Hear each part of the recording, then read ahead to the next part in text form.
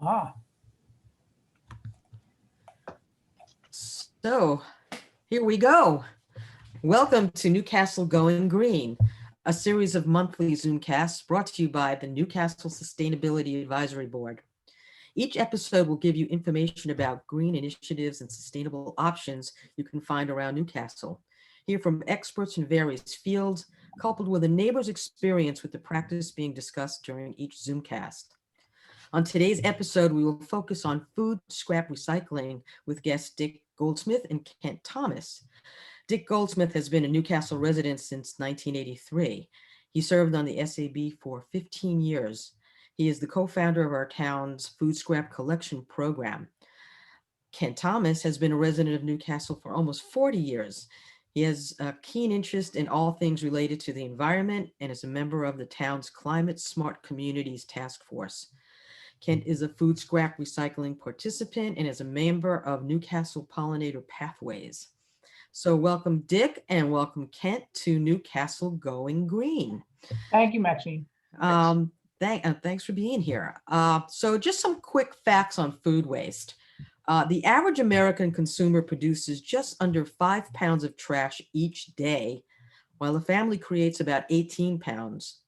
Multiplying those numbers by 365 days for the year, it all adds up to 1,642 pounds per person, 6,570 pounds per family, and 30.63 million tons of food going into landfills.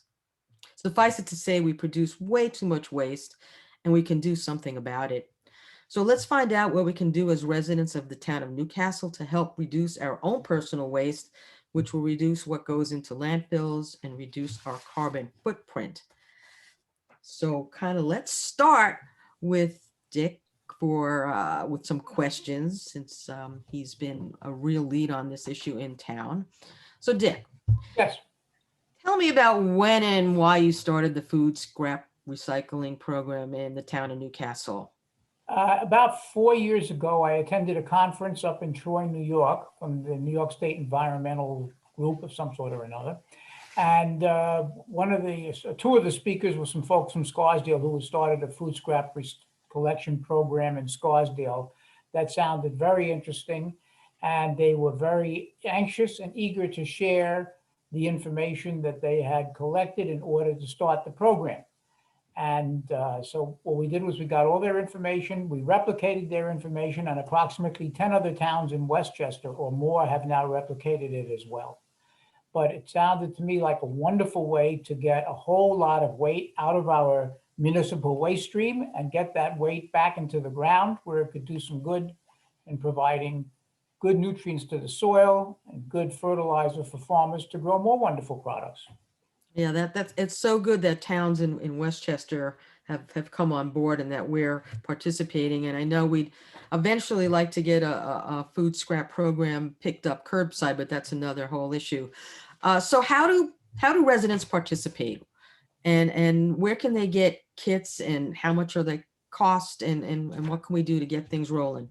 Okay, so we have food scrap recycling kits that are available at the recycling center on Hunts Lane, or now Joan Corwin Lane Way. Those kits cost $25 and consist of a kitchen container, a transportation container, compostable liners for both of those containers, and instructions. And the idea is you keep your kitchen container in your kitchen, you just scrape your plates into it. So it's not a question of just doing greens in your backyard, but these containers take everything: bones, fats, fish bones, whatever you want, paper towels, napkins, as long as you haven't used Formula 409 or something like that on the paper towels. All of that goes into these buckets. When it's full, you tie up the little bag that's in there and put it into your transportation bucket, which also has a compostable liner in it. And when that's full, you take it down to the recycling center and you put it into the large 64-gallon totes that are down there. Sounds pretty. I've been doing it. I mean, during COVID, there was a little, we're still in COVID times. So, but the recycle center is open for this now, correct? Yes. Okay. And where can you get the kits?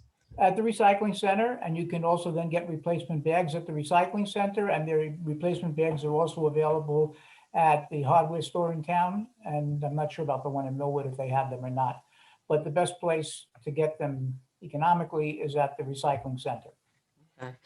And they So- quote $2 for the rolls for the kitchen containers and $5 for the rolls for the transportation container. But you use about, 1/3 the number of transportation liners that you do kitchen liners. Right, because you So- put it into that bag. Yeah, it's, people are always concerned that it's too much work, but it really isn't too much work. You're just scraping your stuff into the plates and less into your garbage can and less weight and less, stuff that we're putting into the environment that could go and do more beneficial things. Yeah, Maxine, the biggest amount of weight in municipal solid waste that we typically throw out is food scraps because they contain water. And so that makes your garbage very heavy, and it can also make it quite voluminous. And if you separate that out, just like you're doing with your cans and bottles and papers, separate that out and your municipal solid waste becomes quite small. Right. And you're doing something good, not only for the environment, but you're also saving money for the town, because we don't pay anywhere near as much to take the food scraps away as we do to take away the municipal solid waste. So here's my next question. So where do the scraps go and how does that work within the cycle of Newcastle's waste removal? Okay, so every Wednesday, typically, Sanipro picks up the food scraps at the recycling center, and they get taken to a commercial composting facility. Currently, they're going to one that's up in Ulster County, which is unfortunately a long drive. And actually, that was one of the questions we had. What about all this carbon dioxide that the truck is using to get up to Ulster County with the food scraps? But the amount of pollution is nothing compared to the methane that would be released from the food if it was in a landfill. Right. So right. it's absolutely, the trade-off is very, very minimal. And at this commercial composting facility, it gets made into commercial compost, which is then sold to farmers. Oh, so that's sounds like, I mean, aside from it being a little further than we'd like, and perhaps that will change eventually and there'll be something closer, but it is something that's beneficial. It's benefiting, a lot of recycling, waste is very important. So at this point, has there been any measurable impact? What has it produced? What information can you give us about stats or data? We're collecting about a ton a week right now. So that's over 52 weeks. We're collecting 50 tons of food waste a year, keeping that out of the municipal waste stream. So we're talking about considerable amount of weight right now. That's really good. Yeah. That's excellent. And again, just hoping that at some point when we negotiate new contracts with our carrier, that we can maybe get a food scrap program that gets picked up, with your garbage. I mean, is that something that you guys are talking about? Yes, we've put in the RFP for the new contract, which goes into effect next January, January 1st of 2022. We've asked people to quote on what the cost of doing a curbside collection program would be, which would, of course, would make it much more convenient for everybody, and a lot more people would probably participate. We don't know whether it's economically feasible or not. We'll have to see how the bids come back. Just quickly, are there any other towns we can look to in Westchester that's doing that? Scarsdale is doing it, but Scarsdale has their own DPW and their own trucks. Okay. And they outfitted a special truck for doing the pickups. They took a pickup with a lift gate and they filled it with these containers, and so they can pick up the garbage, throw it into the containers, and then they can take them off the truck with the lift gate. So we have investigated that. In order for us to do it, we would have to hire 2 people. We would have to buy the truck with the lift gate, and it would cost something like $400 and something thousand. So Well, we'll see what the bids come back as. yeah, I think down the line, I hope something that could be accomplished, because it takes one step away from having to drive to Hunts Lane, and which people might not want to do, but a lot of people are doing it, so that's a good thing. Yeah, the traffic is constant. Yeah. Okay, good. All right. Anything else to wrap up? No, we just hope that everybody would jump in there and do it. It's one of those win-win-win situations. And if you have kids in school, other than the high school, they're doing it in the cafeterias right now. So ask your kids about it. They're separating their garbage after lunch. And so they know how to do it. They can teach you. Right, teach your parents well. That was a song, teach your children, but the line was teach your parents well, and that's what we need to do, have the kiddies get involved and get the youth involved. So great. Well, Dick, we really appreciate you doing this amazing job with this, and keep at it and let us know what's going on as we go along. So now Kent is waiting in the wings, and I know you're involved with the program. And so how did you decide to join the program to recycle your personal waste? Right. I guess, well, my wife and I found out about the program in April of 2019. And we decided that it was a good way of reducing our carbon footprint by removing all of these items from the solid waste stream. There are many benefits of doing this, but the byproduct being the compost that can be used by farmers or homeowners in their gardens. But one of the other things we came to understand was that not only were we removing it from the waste stream, but we were also taking it out of the incinerators. And the problem with what happens in the incinerators is there's so much moisture or water in there that it makes the process much less efficient for burning what the other items that are in the incineration stream. Right. So we see it as a great benefit to get it out of there, because we have to use more energy to burn the goods, the waste. There's a lot of things that go with all of this, and the incineration process is a whole other issue. So what has your experience been participating in the program, and do you find it easy to do? We found the program to be very easy to use. As Dick has indicated, there's a countertop container for day-to-day usage and a transportation container. We keep the countertop model next to our cutting board when we're preparing meals. The long-term container holds about 3 of the bags from the countertop model. We have found that the countertop container does not generate appreciable odors even after a week or so. We keep the transportation container in our garage. The container has a very tight seal, and it seals so well that we can keep food waste in it for several weeks at a time, after which we make a run to the recycling center to empty the items out. We of course then need to wash the container before we put it back in service, but it's a very easy process.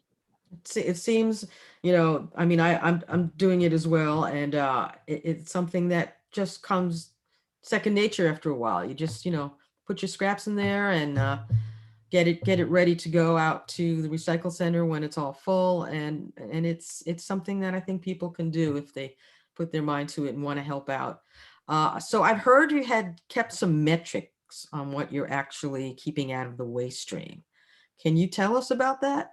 Sure. From the very beginning, my wife started writing down exactly how much weight was in each of the bags as she took it out of the kitchen, weighing it on a kitchen scale, and then moving it into the garage and eventually to the recycling center.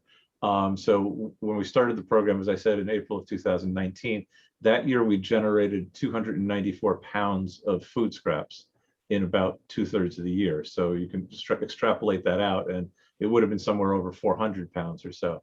Last year with COVID. Actually, and that's just for 2 of you. There's no kids in the house, right? Absolutely. Although we do like to eat, so there's probably more than we might have a higher output per person than other households.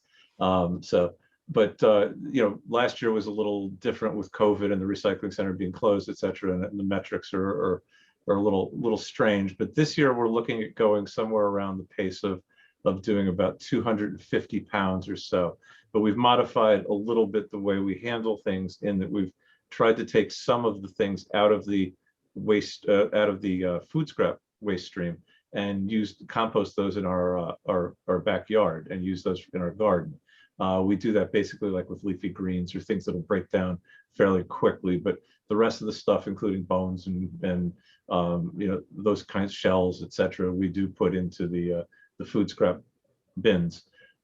So we also try and remove some of the, it's very kind of strange, but we take all the fish skins and scraps, and we use it to make fertilizer for the garden.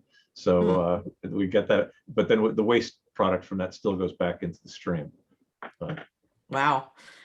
In terms of, I don't know if this for you, Kent or Dick, about if you compost already and you have a big compost barrel and you're, on your property, Would you still be participating in this program? Is this something you can do together with a composting bin that you might have already? Yeah, they're certainly not mutually exclusive, and there's obviously things that can go into the food scrap waste bins and be taken down to the recycling center that you wouldn't want in your yard, such as the bones or meat or fish or those kinds of things that might attract vermin to your yard. That's why we generally compost the leafy greens or the things that break down more quickly. Right. So what advice would you tell your neighbors if they've been thinking about doing this and they haven't quite decided? Well, it's simple and it's good for the environment. The buy-in cost to participate in the program is only $25 initially, which is a bargain in my estimation. And the drop-off process, there's always bins available at the recycling center with liners in them there to drop off your own liners with your food wastes in it. And we just do it when we're doing errands around town or downtown for some other reason. So my recommendation is just do it. Just do it. That's the motto. Do the right thing. Do the right thing, folks. So, all right. Well, that kind of wraps up our time for this initial program. And I thank you both so very much. I don't know Maxine, if if I may, if Sure. anybody has any additional questions, they can email composting@mynewcastle. composting@mynewcastle.org. I Org. think it's .com. .com. Okay. I'm not certain. .org?